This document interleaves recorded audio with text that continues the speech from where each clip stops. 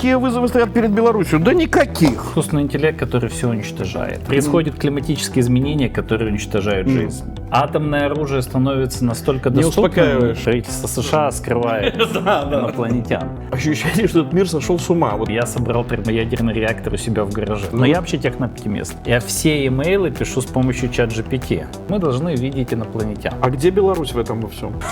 А вообще где Беларусь? Обидно. Сынок, иди поступай в БНТУ и будешь работать кем? Люди будут массово терять работу. Будет у водителя, который останется без работы, драма, потому что робот поехал. Будет драма. А что дальше? Какая-то тема, которую себе криптовалютчики сделали там. Раньше была церковь, теперь IT. Когда просили у Бога, да, то есть теперь у чата. Это тот вызов, который на самом деле пугает. Что такое тогда Беларусь? Да я не знаю. Есть такое выражение. В будущее возьмут не всех. И есть еще одно выражение. Будущее распределено неравномерно. На самом деле, когда я смотрю Всебелорусское народное собрание, я понимаю, что там собрались все отставшие от поезда, и они в будущее не попадают. Это написано на лицах, это написано на лбах, это написано на фигурах и костюмах. Ну и по прическам. Хотя я думаю, что многим из них хотелось бы туда попасть, но просто невозможно. Нет места всем. Ну так не бывает. Поэтому мы сегодня поговорим с моим гостем о том, в какое будущее мы попадем, и какое будущее уже наступило, и как нам туда попасть, чтобы мы туда со своим добробытом переместились. А сегодня мы готовим снова веганское блюдо, да, но оно будет невероятно вкусным. Это веганские голубцы. Вы этого еще точно не пробовали. Это называется длудский малфуф. То есть такой небольшой арабский народ, который сделал свой малфуф, который, я не знаю, как это дело переводится, но по факту это такие как бы голубцы. И мы сейчас к ним и приступим. Для начала я поместил в кипяток капусту, для того, чтобы размягчить листья. В эти листья мы будем заворачивать нашу начинку. А начинку мы всю переработаем вот в этом блендере. Сначала мы туда помещаем помидоры. Полпучка петрушки. Ну, пучок, скажем так, вот такой, да. Немножко я удаляю здесь стебли, потому что здесь в них нужды особой нет. Зеленый лук.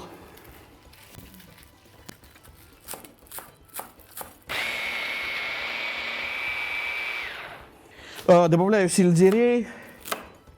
Какие вызовы стоят перед странами? Например, климатические изменения. Только что недавно вернулся из Гренландии, где увидел, как тают айсберги и как мы лишились Северного полюса не в смысле полюса, а в смысле вот этой шапки снежной, ледяной, которой больше нет. Хотя на самом деле я все детство провел с этими картами, на которых эта шапка была. А теперь я воочию вижу, что ее нет. Это тот вызов, который на самом деле пугает, потому что не знаешь, а что дальше. А дальше, наверное, потеплеет. И потеплеет радикально. Потеплела, например, Андалузия, да, и в Андалузии теперь Андалузия стала депрессивным регионом. Почему? Потому что температура поднялась, сплошные засухи, ничего не растет и большие проблемы. Я помню на одной из дискуссий, кто-то сказал, что, знаете, если немножко поднимется температура, то получится, что Лондон будет находиться в такой же климатической зоне, как сейчас Барселона. И кто-то из присутствующих сказал: класс. Я сказал: ты сумасшедший, потому что мы же лишимся еще каких-то городов по периметру. То есть ничего веселого в этом нет. Какие вызовы стоят перед Беларусью? Да никаких. Никаких. У нас самое главное — это создать вот этот отряды юных вагнеровцев. Главное, чтобы прошло Всебелорусское собрание. Главное, чтобы как-то было весело и задорно ходить на политинформации. И все, собственно, вот и все вызовы.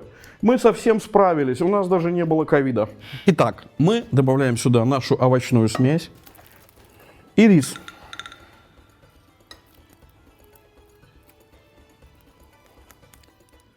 Дальше лимонный сок мы взяли в виде сока, столовую ложку. Финиковая патока. Не пугайтесь слова патока, это такой сладкий продукт, не вредный, не волнуйтесь. И он продается на самом деле во всех магазинах. Не во всех, но это не проблема на сегодняшний день, потому что мы используем здесь и финиковую, и инжирную патоку. И столовая ложка соли.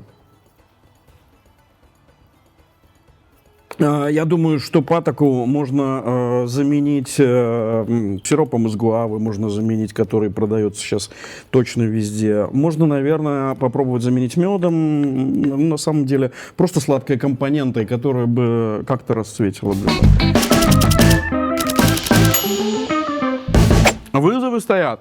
Ответы мы на них в Беларуси не очень-то и получаем. Дальше. Образование, оно соответствует этим вызовам. Образование позволяет нам подготовить людей к тому, чтобы они начали жить в этом новом мире, в котором искусственный интеллект создает новые бомбы или новые рабочие места. Я не знаю. Ну, сначала я сделаю, наверное, замешаю вот этот жид, который, собственно говоря, поможет нам готовить голубцы. Заливаем туда стакан воды. Четверть стакана оливкового масла, столовую ложку лимонного сока, столовую ложку соли. Сюда же еще тоже идет патока из фиников. Вы признаете, что население планеты стремительно стареет? Например, самая стареющая страна, которая по прогнозам станет в ближайшее время и быстрее всех стареет, это Китай. Хотя мы привыкли слышать, опять-таки, как и про Северный полюс, мы привыкли слышать, что в Китае как раз прирост населения нет. Все, динамика пошла на спад, и люди стремительно стареют. Отставляем жидкость и берем капусту. Капуста побывала в кипятке, как и любые голубцы, это листья должны быть мягкими, чтобы в них можно было заворачивать начинку. Вот такие листики. Я, например, никогда не подозревал, что увижу факторы климатических изменений в Беларуси. Потому что думал, ну, наверное, у нас это особо не произойдет, но вот эти все ураганы, все эти заливы, жара и прочее, все это находит место. И вы помните, сколько было скептиков, которые говорили, ой, ну что вы, какие климатические изменения, это все люди говорят, чтобы заработать на этом денег. Нет, не заработать денег, это реальная проблема. Точно так же, как и загрязнение океана, за счет которого мы могли бы как-то и кормиться и прочее. Если говорить про изменения, то я бы еще к этому отнес появление искусственного интеллекта как новый фактор жизни, да, который в состоянии переформатировать вообще историю. Причем переформатировать ее в самых разных сферах. И я говорю не только о там, IT, не только о создании каких-то новых продуктов, но и это крупная социальная проблема, потому что мы лишаемся целого ряда профессий, мы получаем целый ряд новых профессий, и люди начинают работать над какими-то совершенно новыми видами деятельности. При этом эти люди должны учиться, а образование, система образования пока не готова к созданию этих новых людей с новыми профессиями. Сейчас система образования, если мы говорим о системе образования западной или той прогрессивной, которая все-таки пытается следовать трендам и ответам на вызовы, то, как правило, сейчас там готовят детей или уже молодых людей к тому, что им придется менять профессии. Им придется осваивать одни профессии, потом от них отказываться и осваивать другие. Это, как мне кажется, вопрос серьезный, потому что готовы ли белорусы к этому, я не знаю. Я не знаю, как сейчас смотрят родители. Они по-прежнему, как и белорусские родители, что они говорят своим детям? Что они говорят, что типа давай, сынок, иди поступай в технологический или БНТУ и будешь работать кем? Я не знаю кем, потому что не очень понятно сейчас наше будущее. Не только наше. Развитые страны же испытывают те же самые проблемы, потому что им надо как-то на это отвечать, но они призывают к этому специалистов. Белорусы к этому специалистов не призывают. У нас как-то затянувшаяся политинформация до сих пор. Итак, мы берем капустные листы. Для начала я хочу добавить чуть-чуть вот емкость, в которую мы будем укладывать эти голубцы, немножко смочить ее той жидкостью, в которой эти голубцы будут готовиться, чтобы просто дно закрыть. И теперь начинаю сворачивать голубцы. Это простая история, так как вы делаете любые голубцы. Так. И швом вниз мы укладываем их сюда. Наша задача закрыть, одним слоем закрыть все пространство нашего противня. Да, так вот, как готовится Беларусь к новой жизни. Да, мы знаем, что глава государства, точнее исполняющий его обязанности, дефилирует по колхозам и оценивает степень засранности коров. Но это ли ответ на наши проблемы, которые перед нами грядут? Я не думаю. Не думаю. Мне кажется, что это какая-то тупиковая ветка развития. Мне кажется, что человек немножко запутался и думает, что мир устроен так, как он себе представляет. При этом белорусы являются очень потенциальной нацией. И они, на самом деле, часть их живет уже в будущем. И, например, локдаун, который прошел, да, и пандемия, которая произошла, эти вопросы обострил, потому что мы стали думать, блин, а что же теперь? То есть как же это будет? А что же мы? А нам власти говорили, белорусские, так нету ничего. Вы видите этот вирус? Нет. Вот и я не вижу. И мы такие все, ну что же, ну да, вот видите, какой человек, какие аргументы красивые он нам выдал, что он не видит. Ну, блин, от этого люди не перестали тогда умирать.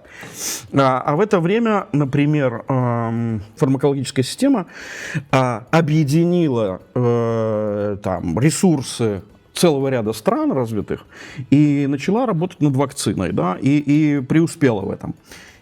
Это был ответ на мировой вызов. Я добавляю ту жидкость, которая идет в голубцы. Она и даст тот вкус, которого мы пытаемся добиться. И дальше процедура следующая. Это пергаментная бумага. Я ее немножко мну, и в французской кулинарии это называется картуш. Картуш – это бумага, которая закрывает блюдо, но нам мало только этого. Мы еще сверху закрываем его фольгой.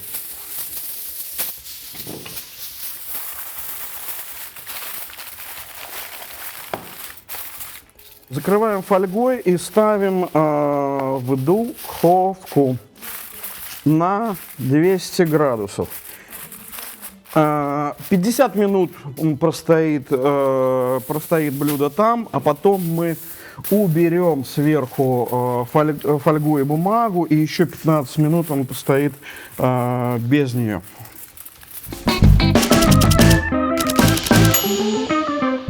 Сегодня у меня гость, с которым я очень хотел познакомиться и очень хотел поговорить. Это инвестор, это человек, который запустил, наверное, одни из крупнейших белорусских стартапов. Это один, по сути, наверное, из создателей вот этой нашего феномена белорусского IT. Юрий Мельничук. Привет, рад тебя видеть. Я хочу с тобой поговорить на очень серьезные темы. И вот, которые меня, честно говоря, с одной стороны, я очень люблю размышлять об изменениях в мире, а с другой стороны, какие-то вещи меня пугают. Вот был Лев Львовский у нас здесь, да, и он такую парадоксальную штуку сказал. Он сказал: но вы же должны понимать, что мы живем во время, как так хорошо мы никогда не жили, то есть мир, да? Но при этом ощущение, что этот мир сошел с ума. Вот ты боишься мира современного? Слушай, я технооптимист, но я могу вот, чтобы страха добавить, про другой парадокс рассказать, про парадокс Ферми. Вот мы, если посчитаем, вот возьмем знания современной физики, нашей науки, посчитаем, вот, с какой вероятностью во Вселенной должна быть жизнь. И кажется, что очень много звезд, в них очень много обитаемых планет. Кажется, что вероятность зарождения жизни, вот как современная наука ее считает, она достаточно высокая, и получается, и что... даже воду нашли сейчас где-то внутри Марса, да? Но я скорее говорю про другие звездные системы. И получается, что повсюду вокруг, даже в нашей галактике, не во всей Вселенной, только в нашей галактике, повсюду вокруг должна быть жизнь. Дальше есть такой мысленный эксперимент. Если повсюду вокруг жизнь, какая-нибудь цивилизация бы сделала такой, условно, заводик по производству ракет. Ракета приезжает в другую звездную систему, находит планету, строит там завод и отправляет по 10 ракет в другие стороны. И вот как бы наши расчеты показывают, что мы должны видеть инопланетян, а мы их не видим. И вот это парадокс Ферми. И его сформулировал когда-то вот великий физик, и у него есть несколько разных, очень разных объяснений. И вообще это одна из моих самых любимых тем. Могут быть какие-то тривиальные объяснения, что там правительство США скрывает инопланетян. Есть целая группа объяснений, которые называются «великий фильтр». Грубо говоря, что когда цивилизация становится достаточно высокоразвитой, что-то случается, и она перестает существовать. Создает искусственный интеллект, который все уничтожает. Или атомное оружие становится настолько доступным... Не успокаиваешь. Я когда ехал сюда, как раз увидел на YouTube видео, я собрал термоядерный реактор у себя в гараже. Вот. Или происходят климатические изменения, которые уничтожают жизнь. Вот. И вот с этой точки зрения тоже есть повод опасаться, что, может, сейчас мы как раз переживаем то событие, из-за которого мы не видим жизни вокруг. Но я вообще технооптимист. Как сейчас устроено общество? Есть люди, которые работают, и это в основном категория 25-60 лет, и они кормят всех остальных. Да, конечно. И мы видим в огромном количестве стран вот это соотношение работающих, кормящих всех остальных, оно очень сильно ухудшается. В Европе... в Европе, слава богу, не так тотально, как, допустим, в Китае. И не в Штатах, да, то есть, я бы сказал, вот во Франции не так тотально за счет того, что они открыли миграцию. В странах, которые закрыли миграцию, там все достаточно плохо. Получается, демографическая пирамида меняется. И вот есть аналитики, которые предрекают плохое будущее, и выход, мне кажется, из этого, что будет эффективность труда увеличиваться с помощью искусственного интеллекта. В том числе, да. В том числе, да. И это как раз вот скорее спасение, что меньшее количество людей сможет обеспечивать большее количество людей. Вот что это, эти изменения, что это для меня, что это для людей, которые на той стороне камеры, что это для них? Мне кажется, первое, что вот люди, которые работают вот в том, что называется работа белых воротничков, индустрия знаний, индустрия творчества, она будет очень, очень сильно меняться. В какую сторону? Будет повышаться эффективность труда. Что значит повышаться эффективность труда? Вот у нас, если вдруг мы сможем производить в 1000 раз больше фильмов, будут ли люди смотреть в 1000 раз больше фильмов? Наверное, не будут. Значит, что в 1000 раз уменьшится количество людей, которые участвуют в этой индустрии. Может, не в 1000, может, в 100. Я сначала думал, что мы, как люди, мы пока отдельно, а искусственный интеллект отдельно, да, и мы вот как-то это. И вдруг мне звонит друг и говорит, что у тебя есть какие-то сценарии там, да, я говорю, вот есть короткометражный. Он говорит, мне нужен короткометражный для фестиваля, хочу снять кино. Пришли, я присылаю, он говорит, да, давай будем снимать. Я говорю, какой снимать? Бюджета ничего нет. Он говорит, нет, это фестиваль AI. То есть все фильмы созданы только AI. То есть туда не должно быть вложений. То есть никаких съемок натуральных нет. И когда я погрузился в технологический процесс, я понял, что это прямо близко. Ну, не то, что близко, внутри. Уже наступило, еще неравномерно распределено. А у тебя как это наступило вот в твоей истории? Слушай, я недавно заметил, у меня вот произошла гедонистическая адаптация. Ну, знаешь, когда к чему-то настолько привыкаешь, что уже без этого не можешь. Вот там привык, вот что робот-пылесос моет пол, и не можешь мыть пол. Я уже понял, что мне тяжело имейлы людям писать. Я все имейлы пишу с помощью ChatGPT. Вот без шуток. Я говорю, слушай, ну вот напиши там, вот слушай, там у друга не очень ситуация, вот напиши ему, я хочу вот так вот, здесь пособолезновать, здесь пожелать помощи. Это уже твоя реальность. Да. Ну и бизнес-партнерам. То есть я вот большую часть всех e-mail'ов, там, друзья, бизнес-партнеры, простите, я пишу через ChatGPT. И ты потом прочитываешь, такой, ну да, правильно, да. Слушай, у меня была история, у меня была идея, так, в общем... с девушкой, с которой мы встречаемся, сделать красивое признание в любви. Вот. И я говорю, слушай, ChatGPT, давай вот мы с тобой, вот оно должно быть примерно вот про вот это, примерно как вот в веществе разные молекулы сталкиваются, и происходит химическая реакция, и через это можно выйти на предопределенность. Ну, то есть вот если есть два реактива смешиваешь, они все равно прореагируют. Ну, конечно. Вот. Вот давай вот как-то вот про это заведем, про то, что вот мы как две молекулы. Ну и так через несколько так итераций, там, за 2-3 минуты получилось вот так вот. А где Беларусь в этом во всем? Где Беларусь в этом во всем? А вообще где Беларусь? Вот даже не в этом во всем. Мне кажется, часть большая белорусского такого айтишного чуда, она никуда не делась. Ну, конечно. И она в том, что вот молодые люди, они очень хорошо за время в школе усваивают уроки жизни. Что государство о них не позаботится. Что государство не только не позаботится, но хорошо, если еще и насилие к ним не применит. Что все, что стоит на земле, все могут арестовать, конфисковать и отобрать. Это такое идеальное воспитание прям.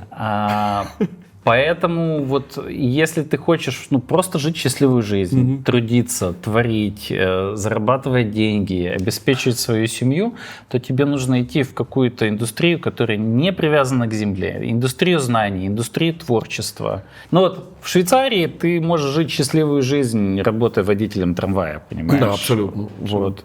И у тебя нету такого, знаешь, за 18 лет детства, юности, школы, понимание, что вот там мне нужно, не знаю, стать программистом или дизайнером, или художником. Иначе вот все. То есть, нет, я и так отлично проживу свою жизнь. Да.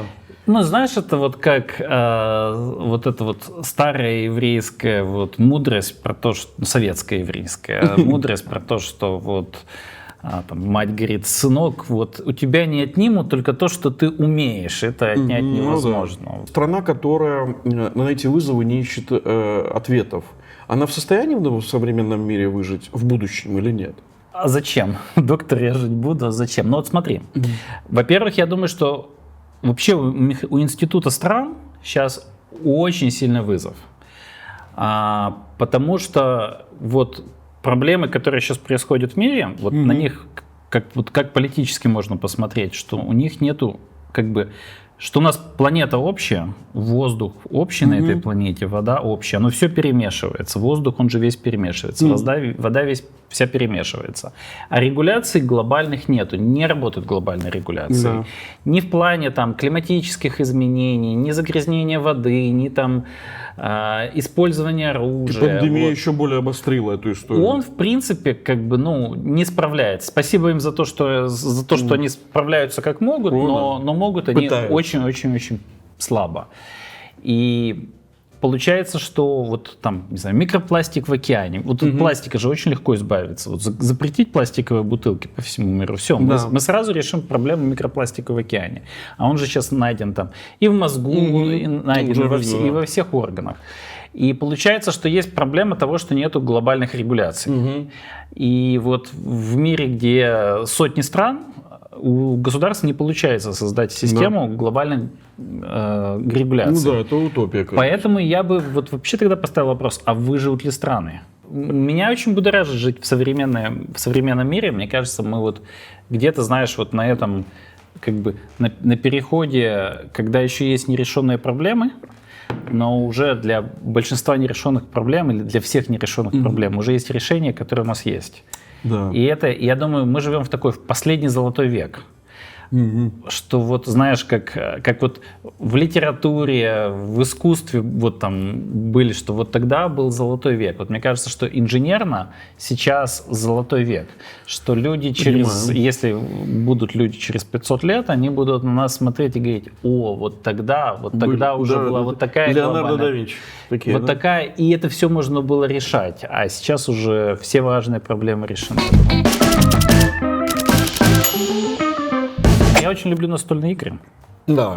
Я к этому очень отношусь как к настольным играм.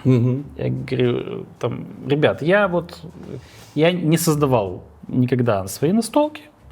Я знаю примерно, что мне нравится, я выберу вот одну настолку или другую. И вот мне кажется... Какие ты любишь? Ну, мне очень нравится Settlers of Catan. Но она такая, она классическая, она очень несбалансированная. Она вот показывает, как бы она очень, знаешь, очень на опыте показывает, почему нету теории игр для игр 3 игроков. Ты прямо вот чувствуешь, насколько она вот такая, как это сказать, нелогичная и при этом в этом красивая. Мне очень нравится Bonanza. Знаешь Bonanza? Да, конечно. Вот, и мне нравится там механика того, что там как бы сажаешь поля, собираешь урожай, и ты не можешь, вот все те поля, которые есть, ты не можешь посадить, но когда ты меняешься с кем-то, то у тебя как бы ты можешь посадить сразу поле. И из-за этого она как бы очень сильно провоцирует обмен, и вот это такой вот детям очень классная такая подводка в торг, в коммуникацию, в кооперацию, в коммерцию. Вот.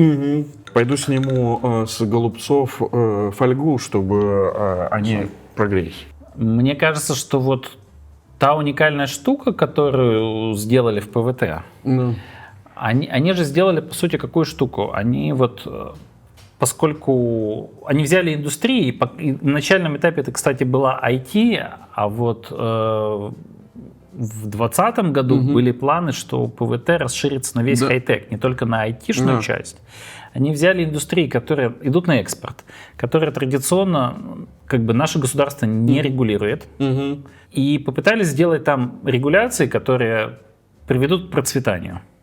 Для этого поговорили с игроками и сделали, знаешь, исследование рынка. Там, а во что вы любите играть? А почему? А как? А что вам важно? И как бы из этого пытались сделать такие правила игры, в которые будет интересно играть. И интересно было играть? Ну, конечно, было очень. Ну, у нас, знаешь, когда у нас был офис у компании, который Google купил, у нас был офис в Швейцарии и в Беларуси. Это Maps? Нет, это EAM называлось. И у нас штаб-квартира, так получилось, что нам пришлось ее сделать в Минске. И у нас Google прилетел покупать белорусскую компанию, белорусское юрлицо. И купили белорусское юрлицо.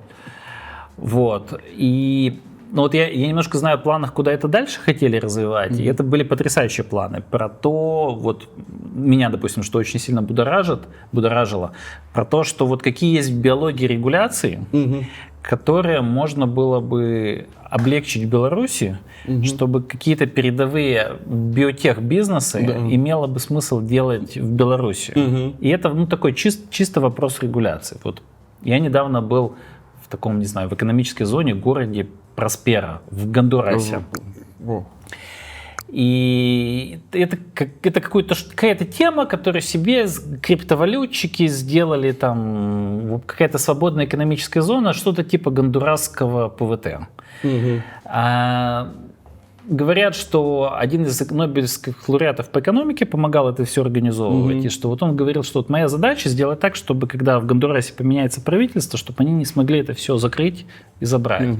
И они там сделали такую интересную конструкцию, что если это правительство хочет закрыть, то, во-первых, там как бы и все споры вынесли в юрисдикцию зарубежного арбитража, я не помню какого-то европейского, по-моему, арбитража. Ну, в общем, в Гондурасе поменялось правительство, и сейчас они пытаются закрыть, и там идут суды, и не закрывают. Но в этой зоне можно людям давать терапии, которые FDA не опровнула, и вообще ни один регулятор не опровнул. Ничего себе. И там вот первая генетическая терапия, которая на людях применяется, любителям... В Гондурасе. В Гондурасе, да. А какой-то... Вот с генетической терапией я вот прям с ребятами знаком, она как бы продляет жизнь. Я думаю, что она не очень существенно продляет жизнь, но еще она убирает жир. То есть это такая штука, заколоть себе, чтобы было много мышц, мало жира в организме. Что-то типа $25 000. А другой сумасшедший ученый, сумасшедший в кавычках, и вот про него мне рассказывали, лично я с ним там не встретился, что он придумал бактерии, что вообще у людей есть, редко у кого, но у людей есть бактерии, которые вырабатывают чуть-чуть антибиотика и убивают все остальные бактерии во рту. И такие люди не болеют практически кариесом. И вот он взял такие бактерии, чуть-чуть их генетически модифицировал и сделал зубную пасту с ними. И идея в том, что ты чистишь зубы этой зубной пастой, заражаешь себя бактериями, которые другую условно-патогенную микрофлору во рту убивают. Слушай, ну это ведь для Беларуси, например, это такая нишевая история. То есть Беларусь могла бы быть таким же хабом? Могла бы, конечно. Быть. Тут же вопрос регуляции. И это был бы и поток туристов, кто хотел бы себе лечение организовывать. Да, я сейчас вот наблюдаю, какой безумный поток по наращиванию волос в Турцию, да, то есть это какие-то безумные. То же самое, как в Таиланд на эти операции по смене пола. Это ведь каждая страна ищет эту свою нишу, да, и Беларусь, наоборот отказывается. Вот почему было не сделать ПВТ для всей страны? Слушай, я думаю, что когда делали ПВТ, это был такой эксперимент. И с одной стороны, наверное, он был бы удачным, если бы вот с точки зрения властей, как мне кажется, я не знаю, что они там думают, как мне кажется, что вот этот эксперимент не вышел из-под контроля, когда были протесты. Да. Там было очень много протестующих. Да. Ну, это очевидно, потому что понятно, что люди современные, мыслящие, им было понятно, логично. И в этом смысле, понимаешь, это была буржуазная революция. Да, абсолютно, я люди, с этим согласен. Которые зарабатывают там 2 и больше тысяч долларов в месяц, выходили на улицы воевать за права тех, кто зарабатывает меньше 500. Понимаешь? Что сейчас, где белорусский IT? Что это такое? Это какой-то блокчейн? Слушай, ну, мне кажется, уже тогда вот белорусский IT, он был очень как бы многонациональным, транснациональным. Даже вот, ну, я не говорю про лидеров отрасли, как EPAM. Даже вот стартапы были уже на несколько стран. И просто, сейчас одну страну многие вычеркнули. Перевезли людей. Ну, то есть просто переместились. В Польшу, в Литву, и платят теперь Кипр. Там налоги. И продолжают работать. То есть так получается? Ну да, мне кажется, что, если говорить про налоги, налоги там скорее важны не те, которые ты платишь зарплаты, а скорее важен НДС. То есть налоги на потребление. Когда вот люди с высоким доходом переезжают куда-то, они начинают потреблять, и открываются вот эти рестораны, барбершопы, клининги, начинает такси, начинает... Конечно, индустрия, начинают все индустрии потихонечку обживать. То есть, но получается, что то, что могла получать Беларусь, из-за каких-то политических решений, стали получать другие страны. Так получается. Слушай, а что такое тогда Беларусь? Да я не знаю. Я бы сказал вот что вот то, что могли получать белорусские люди, они не стали получать. Не захотели? Ну, мне кажется, что вот, знаешь, было какое-то одно стабильное состояние. Да. И когда мы все попробовали перейти в другое, более процветающее стабильное состояние, у нас не получилось. И в итоге, ну, вот все скатились в какое-то, в третье, Да. значительно ниже. Обидно. Это обидно. Можно сказать, что ты вышел без потерь из Беларуси? Наверное, можно сказать. Ну, мы перевозили, когда стартапы, вот Польша сделала какие-то потрясающие условия, что можно было целиком компанию перевести в Польшу. Да. Ну, конечно, там в Польше выше налоги, поэтому и выше зарплаты, поэтому расходы у стартапов увеличились, и, соответственно, какие-то деньги, которые тратились бы на больший прогресс, больше развития вперед, они вот, просто вот эти программы развития, они поприостановились. И, ну, не знаю, я считаю, что я хорошо отделался. Да, ты хорошо. А ты знаешь какие-то стартапы или какие-то проекты, которые не смогли нормально пережить вот это вот перемещение? Мой один не смог до конца пережить перемещение, и знаю, но есть как бы проекты, где ну просто основатели посадили. Ну да. Такого же тоже, тоже много. Ты себя сейчас белорусом ощущаешь? Ну да, но знаешь, я вот к этому отношусь как вот к тегам, да, вот знаешь, вот есть вот компьютерная аналогия, есть система с папками, и вот ты файлы кладешь либо в эту папочку, Да, либо в ту. А потом вот появились, как там, не знаю, в инстаграмах, в социальных сетях там теги, и ты можешь там 2-3 тега. Да, там, да, постоянно. вот. То есть, ну, конечно, у меня есть белорусская идентичность, но она не единственная. У меня, допустим, очень сильная идентичность лицея ПГУ. Наверное, такая же по силе или даже сильнее. Вот когда вот мы лицеисты, мы встречаем друг друга из лицея БГУ, мы прям, ну, у нас, знаешь, такой матч еще сильнее. Мы как бы из одного как братства, из одной школы. А еще какая идентичность есть? Ну, у меня есть какая-то швейцарская приобретенная идентичность, есть идентичность в индустрии, что я айтиш. Я отцу обещал, что когда-то вернусь. Ну, не то, что вернусь, поживу, он меня не просил, но вот я как-то ему сказал, слушай, пап, я еще приеду, он меня как-то спрашивал, говорю, да, папа, я еще вернусь и поживу в Беларуси. Ладно, давай накроем на стол.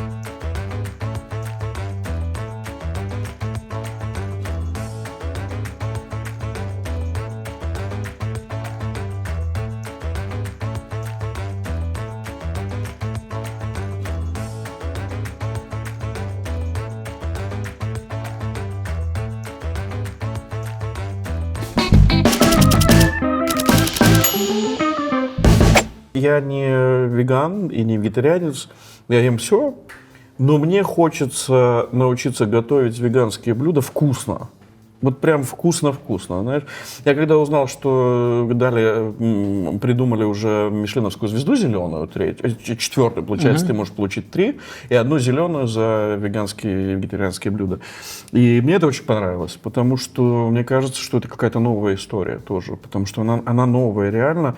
При том, что я всеяден, но при этом я думаю, блин, вот это классно стало, потому что во всех ресторанах при нашей жизни появились вегетарианские и веганские блюда. Ну, мне, знаешь, кажется, что это такое временная история, что сейчас очень много денег инвестируется в создание веганского мяса. Мясо, которое будет не просто белки какие-то, которые с текстурой мяса. Оно уже очень похоже, знаешь.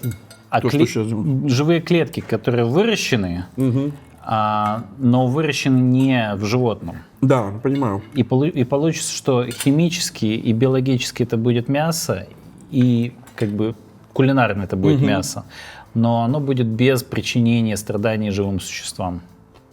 И поэтому вот это вот... Как тебе эта идея? Ну, мне, знаешь, вот я... Не жалко нерожденных животных. К приготовке еды отношусь, знаешь, как к искусству. И вот мне кажется, что искусство формирует ограничения. И вот сейчас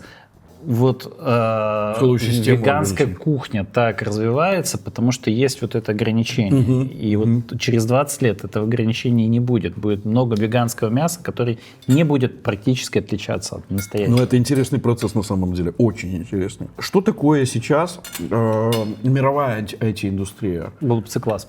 Смотри, если посмотреть на стоимость вот этих большой семерки IT-компаний, то она же очень сильно возросла. И с этой точки зрения, как бы, кажется, что индустрия растет. Если посмотреть на работы, то сейчас в основном идут сейчас увольнений больше, чем наймов новых. Почему это происходит? Потому что производительность труда выросла из-за систем, которые помогают писать код, из-за систем, где, знаешь, если раньше нужно было написать что-то, запрограммировать, то сейчас много задач решается, что нужно просто попросить у этого джина попросить.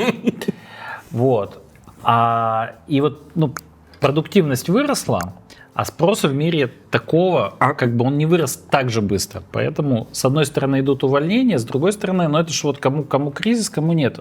Вот растут стартапы, которые используют эти лингвистические модели. Да, конечно. Они растут очень быстро, и они с нуля появляются сильно более эффективными.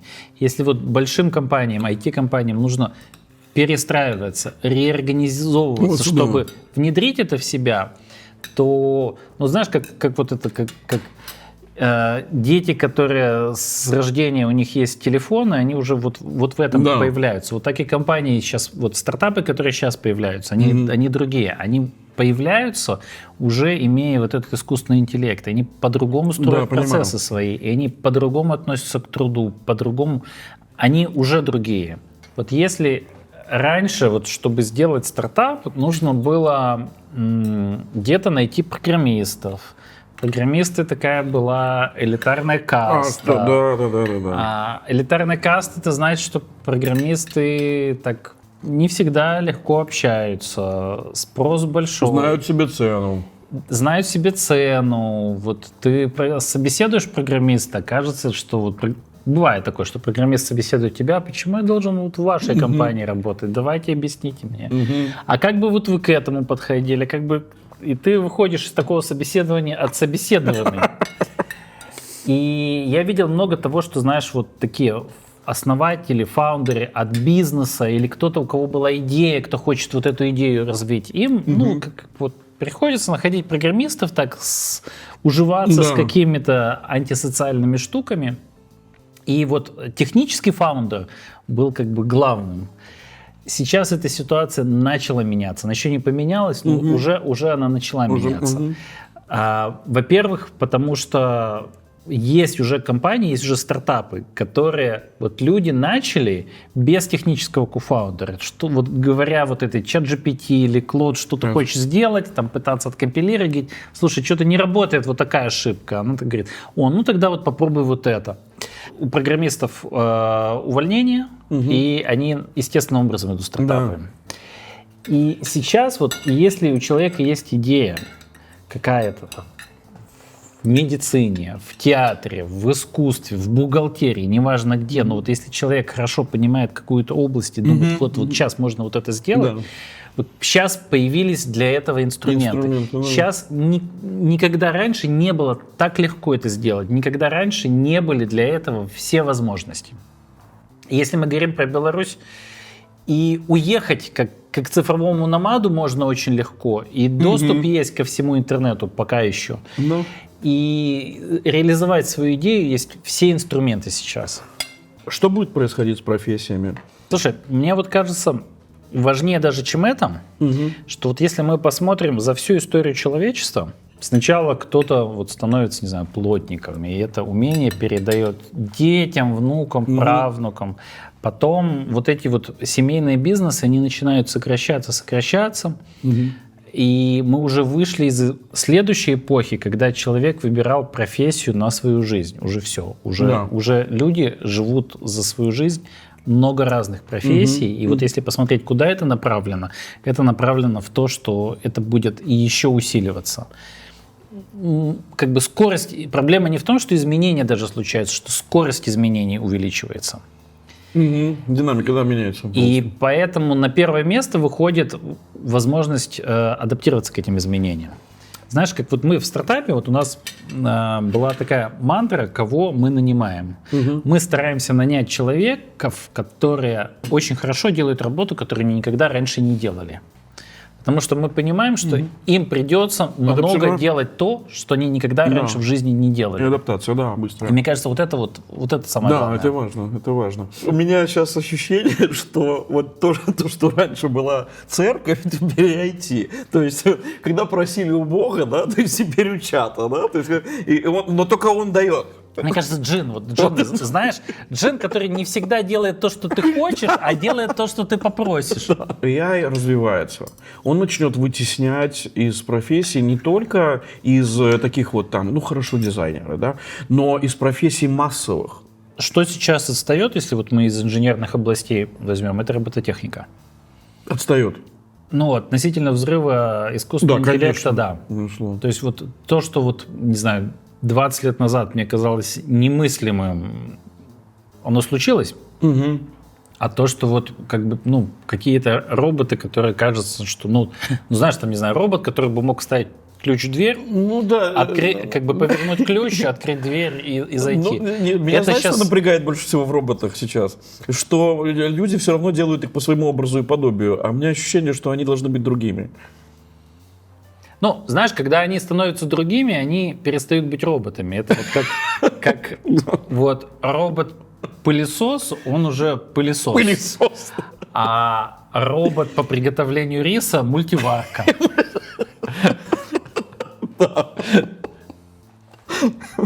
Но вот если так посмотреть, что мы же построили мир, адаптированный под наш интерфейс, под наши органы чувств, под наш там рост, под наш вес, под нашу кисть. И поэтому вот на этапе переходном вот все как бы не проблема построить дорогу такую, чтобы еще и без искусственного интеллекта по ней могли безопасно ездить автомобили без человека. Проблема в том, что все дороги не переоборудовать. Но в Ухане уже ездят такси без водителей. Так, ну, без водителя много где уже ездят. Ну, там, не знаю, в Швейцарии Я Ухань вспомнил, потому что они нам подарили пандемию. В Швейцарии автобус вон ездит без... В Москве катаются с водителями, где водитель ничего не делает. В Сан-Франциско, там, ну, много где. Вот. Но просто там в чем сложность? В том, что вот эту автономную машину нужно вписать в мир, построенный для людей. Для людей, да, абсолютно. И вот когда индустрия будет перестраиваться, в какой-то момент будет вот этот переходный процесс, он начинается, когда нужно делать роботов человекоподобных, чтобы они встраивались в процессы, где у тебя есть люди. Смотри, как удивительно. Ну, знаешь, вот эта шутка про про искусственный интеллект, чтобы он за мной мыл посуду, а не как бы занимался творчеством. Вот. Мне кажется, что мы немножко недооцениваем хитрость нашего устройства. В том, что вот у нас вся кожа — это сенсорная поверхность. Да. В том, что вот руки наши манипуляторы, там есть датчики давления. Вот я стакан могу взять за счет того, что у меня есть датчик, который чувствует, насколько пальцы сдавливают стакан. Да. И поэтому сейчас робот, посудомойка может помыть посуду, но вот робот взять помыть посуду еще не может. Но мне кажется, что это вот как бы такой следующий фронтир, и тогда люди будут уже массово терять работу. Да. Что будет происходить, когда они начнут массово терять работу? Компьютерные игрушки будут играть, я уверен. Ну да, и получать базовый доход, да? Ну, например, да. Мне, как драматургу, интересно те драмы, которые будут происходить внутри. Ну, будет у водителя, который останется без работы, драма, потому что робот поехал. Будет драма. Но я думаю, что как бы и вот у государств тогда массово начнутся проблемы. Да, да. И безусловно. Вот как Беларусь смотрит, вот если послушать, там, знаешь, белорусских политиков, их риторику за десятки лет, как бы людей держать занятыми. Да. Не так, чтобы там они жили долго, счастливы были, богаты. Главное, чтобы люди были заняты. Ну, Если люди заняты, то они там себе это не, как в армии. не шабуршат. там. Да, как в армии, возьми лом, подмети плац, но не получается же. Мне результат не интересен. Да. То есть, как бы, ну, да. Это понятно, что все строится на системе безопасности для первых лиц. То есть, ну, типа у него есть инстинкт самосохранения, и он поэтому давайте будет вот эти колхозы я раздам бизнесменам, бизнесмены туда будут давать деньги, а колхозники будут бухать и ничего не делать. Да? То есть я понимаю, как это работает, но современный мир, он не может так существовать. Он может, но тогда ты должен стать Северной Кореей. Ну да, но посмотри на это вот в мировом контексте, что восстание и революции делают молодые и обычно молодые безработные. Да. И проблема молодежной безработицы будет вставать дальше и еще сильнее. Но у меня ощущение, что разговор идет о безработице молодых, которые не хотят. Не хотят работать? Да. Но возможности сейчас для работы вот вагон. Вот вагон. В Лондоне невозможно найти водителя. Невозможно. Потому что во время пандемии логистические компании всех скупили. И еще и забрасывали сюда, в Польшу, требования: дайте нам по 28 фунтов в час, космические деньги для водителей. И дайте. А потом легализуют самоездящие машины. Абсолютно. И вот этот весь, да. А из них еще до пенсии будет всем далеко, да? Да. А базовый доход в той стране не планируется, в отличие от Швейцарии, да? И вот тут начинаются какие-то неприятности, которые, как мне кажется, политики должны были бы о них думать, но о чем может думать Трамп или Байден, да? То есть они не оценивают эти риски, и людям по 80 лет. Им уже как-то, спокойно они, да? Лука и Путин, то есть это уже я про всех говорю. И получается, что политики, я слушаю, и у меня ощущение, что с 19 века ничего не изменилось. То есть политик живет от выборов до выборов, он что-то обещает, на современные вызовы он не отвечает, где-то там есть какой-то министр, который там озабочен экологией, он не популярен будет обязательно, потому что это тема, которая никому не интересна, как и Чернобыль там условно, да, плевать на всем. И вот получается по концовке, что политики живут в своем мире, а мы живем в своем. Значит, где-то этот разрыв произойдет. И политики станут неважными, может быть. И мне кажется, что очень важно, чтобы у нас была возможность выбирать. Конечно. Там не хотят в России, в Украине с обоих сторон молодые люди идти умирать за свою страну. Да. Не уезжают. Уезжают, устраиваются на работу еще куда-то. Из Беларуси уезжают. Мне кажется, вот такая миграция, это же, по сути, это выборы, понимаешь? Это выборы, да. Это когда ты делаешь выбор, я вот это поддерживаю для себя или нет.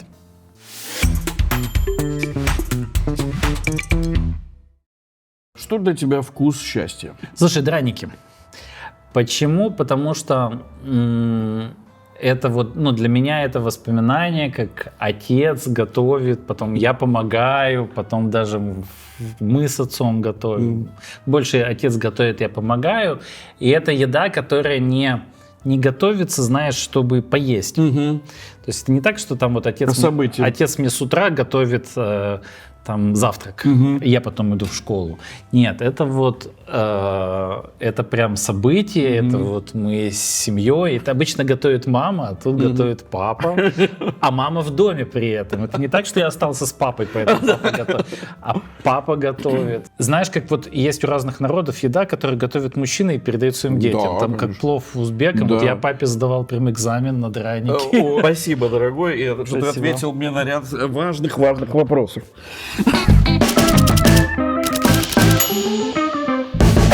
Сложный разговор про простое, про будущее. Такой нелегкий разговор про пустяки, о том, как мы будем жить.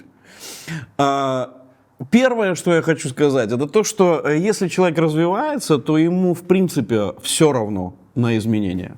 Потому что он всегда найдет себя, поскольку он развивающийся. И если он развивающийся, то он всегда себе найдет место. Он найдет место, которое будет его устраивать, и которое будет ему комфортно, и которое он будет любить, и которое будет полезно для окружения. Когда приходят гости, я все время думаю о том, что сколько же крутых людей белорусов. Сколько же крутых людей. Это 54-я программа, и здесь уже было около сотни человек, и один круче другого. Я к тому, что как бы сейчас нас не выталкивали на обочину белорусов, а все равно белорусы ценны своими людьми. Потому что это самое дорогое, что у нас есть. И это наш золотой фонд. Вот этим мы будем жить.